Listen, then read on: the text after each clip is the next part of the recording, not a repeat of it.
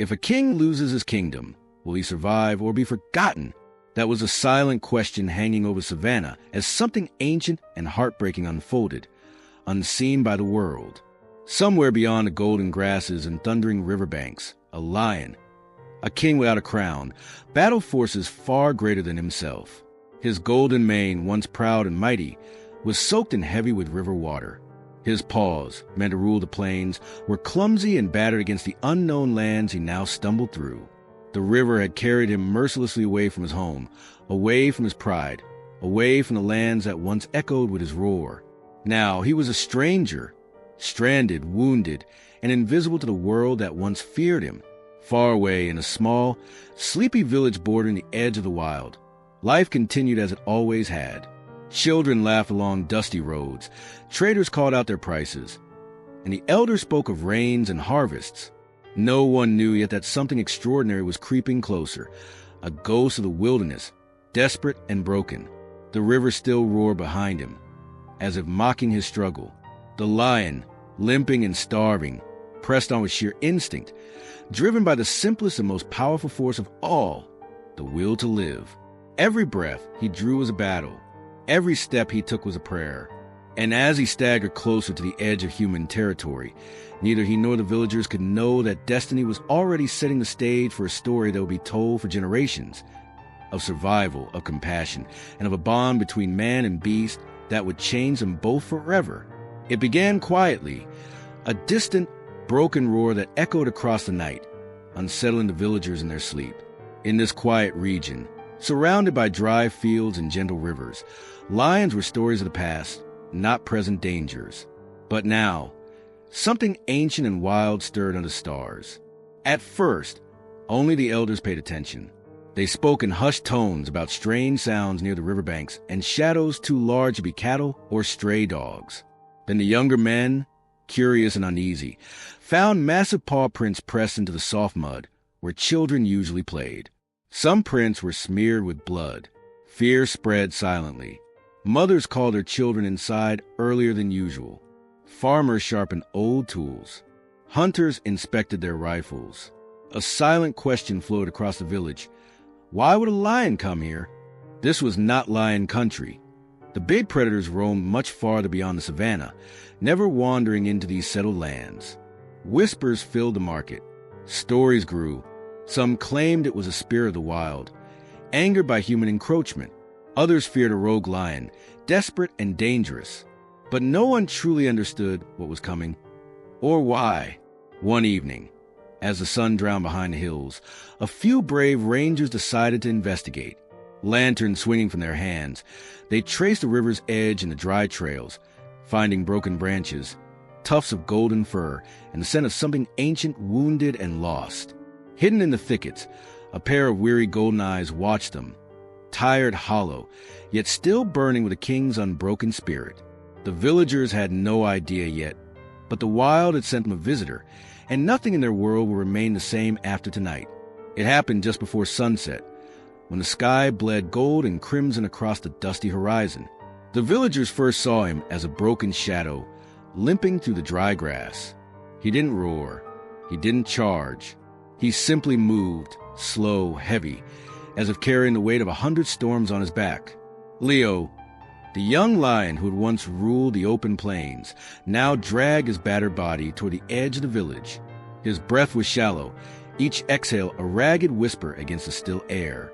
His once proud mane clung to him in matted clumps, and blood stained the dust around his wounded paw. The ranger station, a simple stone building at the village's border, stood just ahead. Somehow, through instinct or fate, Leo found it, with the last remnants of strength trembling through his frame. He staggered toward its door. His massive body crumbled onto ground, dust rising around him like a soft farewell. His eyes, half closed, dulled by exhaustion, still burned with flicker of the fierce spirit within. A king without a kingdom, a fighter without a battlefield. Word spread like wildfire. Men, women, and children emerged from their homes, hearts pounding with fear and wonder. They had seen lions in stories, on distant safaris, but never here, never so close, never so vulnerable. At first, no one dared approach. They stood frozen, torn between terror and a deep, unexpected pity. This wasn't the monster from their nightmares. This was a lost soul, broken by a world he no longer recognized. The village watched in silent awe as the sun dipped below the horizon, casting long shadows over the fallen line at their doorstep, a living symbol of both tragedy and unimaginable strength. Night had fallen, cool and thick with the weight of 1,000 questions. A small crowd gathered at a cautious distance from the collapsed lion.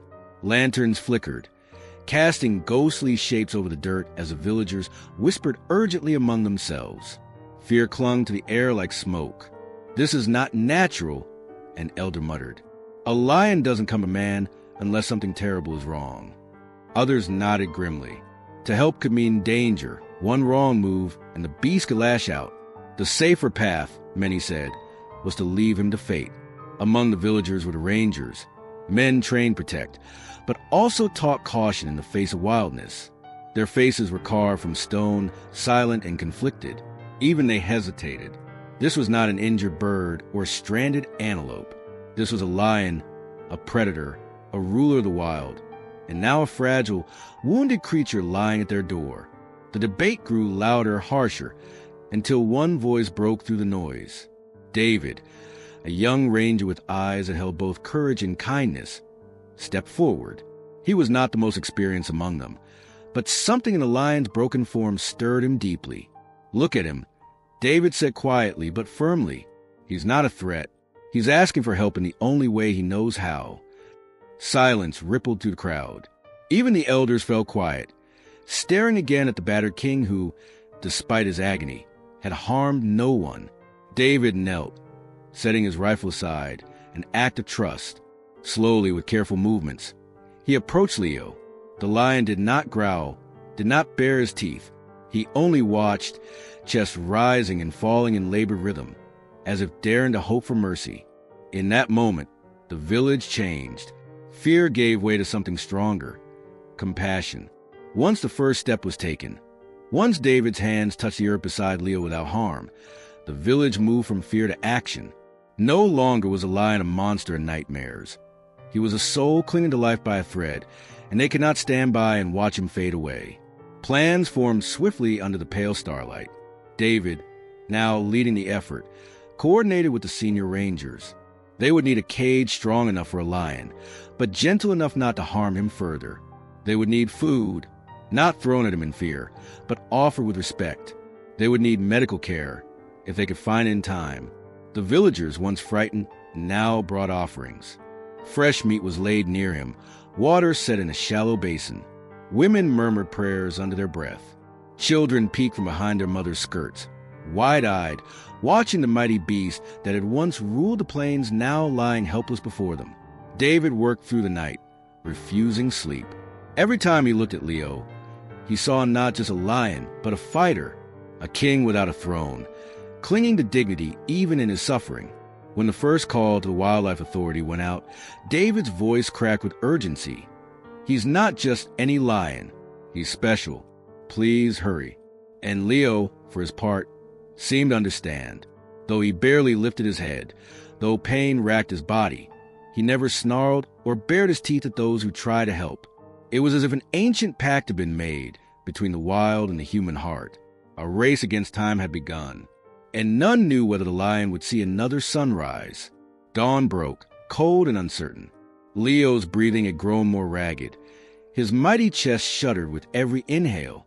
The villagers and rangers watched helplessly, counting every fragile heartbeat as minutes stretched into hours. The Wildlife Authority finally responded. Help was on the way. A helicopter would come, they said. Specialists would treat him. But every second weighed like a stone on David's heart. David knelt beside Leo once again, whispering softly, "Hold on, brother, just a little longer." His hand rested lightly near Leo's paw, the same paw tucked close to the lion's chest, injured but still powerful. The villagers gathered on rooftops and along dirt paths, eyes turned skyward. Children clutched their parents' hands. Old men whispered stories of the great lion spirits who once roamed these lands. It was as if an ancient legend was playing out before their very eyes. Then, at last, The distant thrum of rotor blades split the silence. Heads snapped upward. The helicopter dipped low over the plains, a lifeline descending from the heavens. The Rangers moved quickly, working as one body. Leo was gently sedated, and for a heart-stopping moment, everyone feared he might slip away completely. But as his eyes closed, a small, steady breath escaped him. He was still fighting. They secured him into the special transport cage with the reverence one might give a fallen king. Every movement was deliberate, every touch respectful. As the helicopter lifted off, carrying Leo toward the horizon, the village stood in silence. A prayer rose in their hearts, a silent, desperate plea for the lion to survive. And high above the savannah, a battered lion soared toward hope. The journey through the skies was tense. Though sedated, Leo stirred once or twice, a low rumble in his throat, a dream, maybe, or a distant memory of freedom. The Rangers whispered to him even then, calming words lost in the roar of the blades. Below, the land unrolled like a faded map. Dry riverbeds, sun-bleached grass, scattered trees. The kingdom Leo had been torn away from. Now it was calling him back. When the helicopter touched down, the ground crew moved quickly. Sensing the urgency, they opened the transport cage slowly, careful not to startle him. For a long, breathless moment, nothing happened. Then Leo stirred. First a twitch of his ear, then the slow, almost painful movement of his body rising to all fours. His frame looked leaner now, scarred by hardship, but the fire in him had not died. He stepped out into the savannah, nostrils flaring as he breathed in the air of home. The golden light of evening bathed his fur, turning him into a living statue of strength and survival. For a moment, he stood perfectly still, head high, scanning the horizon as if searching for familiar scents, old songs carried by the wind. Then with a deep, rumbling roar, not of anger, but return, Leo set off, vanishing into the wild with powerful strides. The Rangers and crew watched, many with tears in their eyes. They knew they had not just saved a life.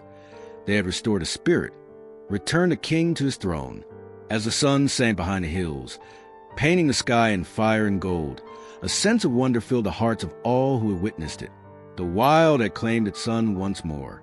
In the days that followed, the village slowly rebuilt, their lives forever changed not just by survival, but by the memory of the lion who had saved them. Children played in the fields again, but every time the wind swept through the trees, they would pause, listening, half expecting to hear the echo of Leo's mighty roar. The Rangers, led by David, gathered near the old ranger station where Leo had first collapsed so many months ago. There, under the largest tree, they carved a stone, a simple monument. On it, the words read, "He was lost, but he chose to protect. Leo, king of two worlds." Stories of Leo spread far beyond their small village. People from neighboring towns, even distant cities, came to hear the tale, not of a beast to be feared, but a soul that proved loyalty, courage, and gratitude could exist even in the wildest heart. And as the seasons changed and new rains blessed the parched earth, the villagers planted trees around Leo's monument. They called it the Guardian's Grove, a living memory to the lion who had once crossed unimaginable distances, not just across the land, but across the gap between humans and the wild. David often sat beneath that old tree, gazing toward the horizon. He would smile quietly, imagining Leo still out there somewhere, a silent guardian, watching over the land he loved. Because some bonds, once forged by kindness and courage, could never be broken. And in every sunrise that painted the savannah gold, the spirit of Leo lived on, fierce, free, and unforgettable. Even after Leo disappeared into the vast wilderness, his presence lingered like a spirit over the village. As the sun dipped below the horizon, when the skies burned orange and the winds carried the scent of earth and river, the villagers would sometimes pause in their evening chores. From far beyond the hills, across the golden plains, a deep, haunting roar would echo through the twilight. It was not close, never near enough to fear, but it was there, a distant song stitched into the fabric of the land. Old men would lower their heads respectfully. Mothers would hush their children to listen, and even the most skeptical would feel a strange warmth fill their chests. It was as if Leo, the king without a crown, was sending a reminder, "I am still here." you are not forgotten. For many, it was no less than a blessing. A sacred sign the village had been marked by something extraordinary, a bond between man and beast, sealed by compassion and courage. The young ones grew up with the legend of Leo whispered into their ears around crackling fires, how a lion, abandoned by the wild, had found family among humans, and how he had returned their kindness tenfold. And each time the roar rolled across the savannah, it rekindled a memory fresh and fierce, in every heart that had once fed, cared for, or simply prayed for the lost lion. The village was no longer just a dot on a map. It had become a part of Leo's endless kingdom, a small piece of wilderness where humanity and nature had once stood side by side, not as enemies, but as kin. In the months following Leo's departure, the village underwent a quiet transformation. The once clear boundary between human settlement and the wild began to blur, not through encroachment, but through understanding. The villagers, inspired by their encounter with Leo, started to see the surrounding wilderness not as a threat, but as a shared home. Children who once feared the forest now ventured into its edges with curiosity, guided by elders who taught them to listen to the rustle of leaves, the calls of birds, and the distant roars that echoed at dusk. These sounds became part of their daily rhythm, a reminder of the life that thrived beyond their fields. Farmers adjusted their practices, setting aside portions of their harvest for the animals, creating buffer zones where wildlife could graze without conflict. The rangers, led by David, initiated community programs to educate about coexistence, emphasizing respect and the importance of every creature in the ecosystem. The village became a model of harmony, where stories of Leo were told not just as tales of the past, but as lessons for the future. His legacy lived on in every act of kindness toward the wild, in every effort to live alongside nature rather than apart from it. This newfound bond was not born of obligation, but of choice, a collective decision to honor the gift Leo had given them, the realization that true strength lies in compassion, and that even the wildest hearts can teach us to be more human. As seasons passed, the memory of Leo did not fade. It grew deeper, woven into the very spirit of the land. At the highest point overlooking the village, near the great river where Leo had once arrived, the villagers placed a carved stone. It bore no grand statue, no chained image of a lion, only simple words etched into weathered rock. He was lost. We found him. He saved us. The wild remembers. Every year, on the day Leo first appeared, the village gathered at the stone. They lit small fires, told stories, and thanked the wilderness for its silent, unseen guardians.